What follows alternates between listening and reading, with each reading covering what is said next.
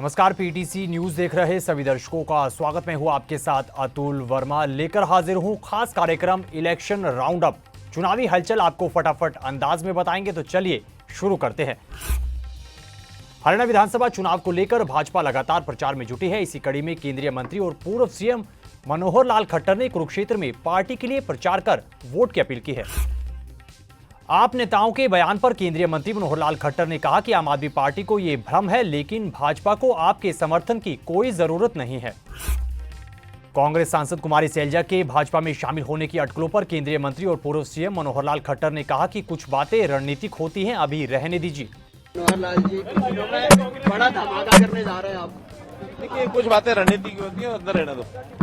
सैलजा जी आ रही बीजेपी में। कुछ बातें रणनीति की होती है, अंदर रहने दो। प्रदेश के कार्यवाहक सीएम नायब सिंह सैनी ने भिवानी में पार्टी उम्मीदवार के लिए प्रचार किया है और लोगों से वोट की अपील की है और पार्टी की जीत का भी दावा किया है। नायब सैनी ने पार्टी के संकल्प पत्र का जिक्र किया और कहा कि प्रदेश में तीसरी बार भाजपा की सरकार बनने के बाद लाडो लक्ष्मी योजना के तहत महिलाओं को हर महीने 2100 रुपए की राशि दी जाएगी। लाडो लक्ष्मी योजना, इस योजना के तहत अपनी बहनों को, महिलाओं को हर महीने 2100 रुपया देने का निर्णय ये हमारी पार्टी ने किया है, इस संकल्प पत्र के माध्यम से किया है।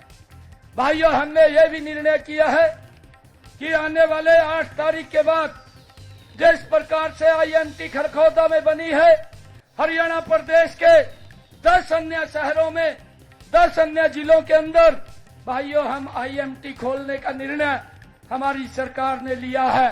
ये उद्योग लगेंगे और उन उद्योगों के अंदर उस लोकल क्षेत्र के लगभग 50,000 युवाओं को रोजगार वहां पर मिलेगा।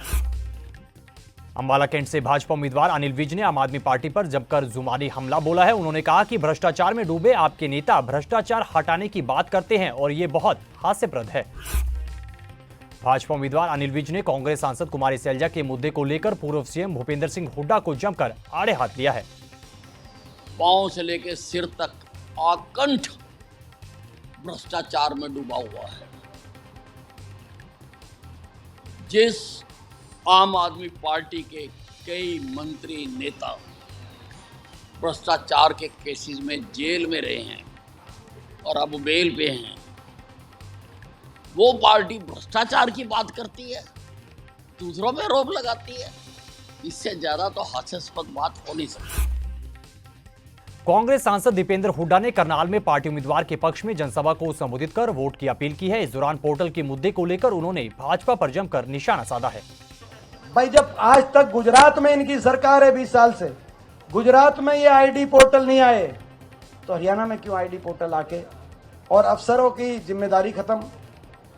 ना तो अफसरों को एक एक घर जाकर सारे कागज ठीक कराकर उनकी जिम्मेदारी होनी चाहिए जन सुविधा, सारी योजनाओं का लाभ हर घर तक पहुंचाने की। यहाँ पर अफसरों की जिम्मेदारी नहीं, आम आदमी की जिम्मेदारी की अपने धक्के खाओ।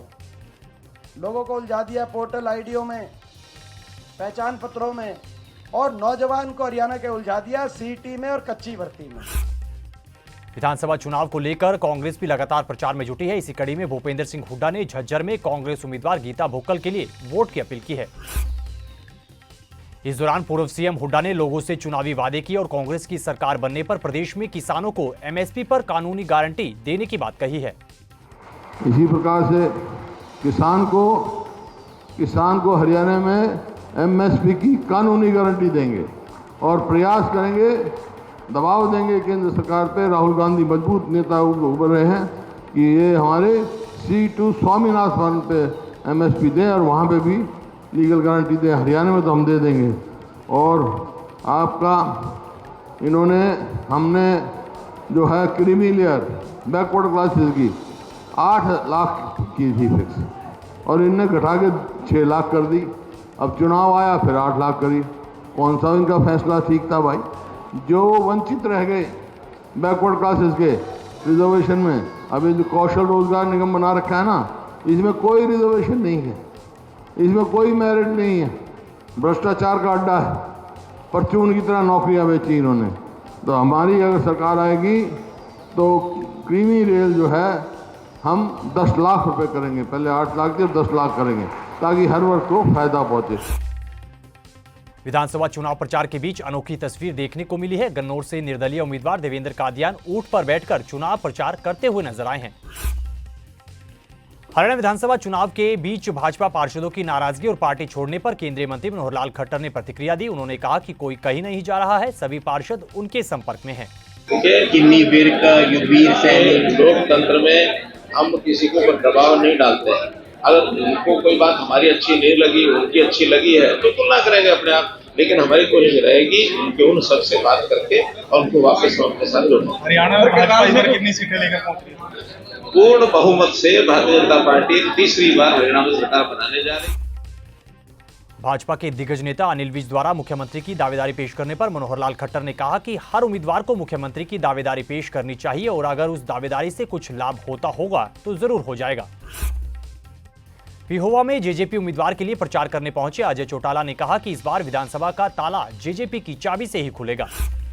अभी 13 दिन बाकी है, हम अपना काम निरंतर कर रहे हैं। लोगों के बीच में पार्टी की नीतियों को, कार्यक्रमों को, जो किए हुए काम है उनको लेकर के जा रहे हैं। फैसला प्रदेश के जागरूक मतदाताओं ने करना है। पिछली बार चाबी से ही खुली थी हरियाणा विधानसभा। आज भी निश्चित तौर पर दावे के साथ कह सकता हूं कि हरियाणा विधानसभा का ताला इसी चाबी से खुलेगा। कांग्रेस सांसद कुमारी सैलजा पर बोलते हुए अजय चौटाला ने कहा कि कांग्रेस सैलजा के साथ बेइंसाफी कर रही है, जिसका खामियाजा उन्हें चुनाव में भुगतना पड़ सकता है। जिस पार्टी के नेता को उसी के पार्टी के प्रत्याशी अपमानजनक भाषा का इस्तेमाल करके अपमानित करने का काम करता है, उनसे क्या उम्मीद की जा सकती है। और ये कोई पहली मर्तबा नहीं। भूपेंद्र हुड्डा जी अपने गिरेबान में झांक करके देखे, उन्होंने अशोक तंवर के साथ क्या किया था, इन्हीं कुमारी सैलजा के साथ राज्यसभा की टिकट छीन करके क्या किया था। आज उन्हें अपमानित करवाने का काम उनके गुर्गे कर रहे हैं। चरखी दादरी में प्रचार के लिए पहुंचे राजस्थान के कैबिनेट मंत्री कन्हैया लाल चौधरी ने भाजपा की जीत का दावा किया है। इस दौरान उन्होंने कांग्रेस पर जमकर निशाना भी साधा है। भिवानी में लोगों को वोट के लिए प्रेरित करने के मकसद से जिला निर्वाचन अधिकारी ने करीब 100 स्कूली बसों को प्रचार के लिए रवाना किया है। भिवानी के जिला निर्वाचन अधिकारी ने बताया कि स्कूल की करीब 100 बसें रवाना की गई हैं, जो कि शहर गांवों में जाकर लोगों को मतदान के लिए प्रेरित करेगी और उनका मकसद भिवानी में 100% मतदान करवाने का है। लोगों को जागरूक करने के लिए आज जिला प्रशासन ने और प्राइवेट स्कूल्स वेलफेयर एसोसिएशन द्वारा बसों को झंडी दिखाई गई है और इन बसों में जो भारतीय निर्वाचन आयोग द्वारा उपलब्ध करवाई गई वीडियोज़ हैं, जिंगल्स हैं, उनको प्ले किया जाएगा।